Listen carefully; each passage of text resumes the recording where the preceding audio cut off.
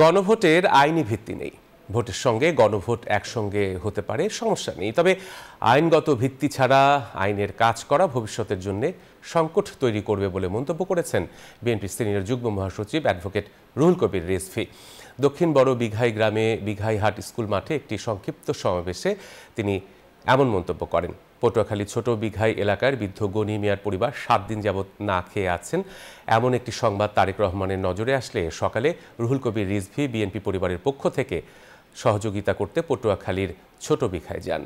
এই সরকার একটি অন্তর্বর্তীকালীন সরকার, অর্থাৎ একটি নিরপেক্ষ সরকার কিছুদিনের তারা একটা অবাধ সুষ্ঠু নির্বাচন নিশ্চিত করতে চায়।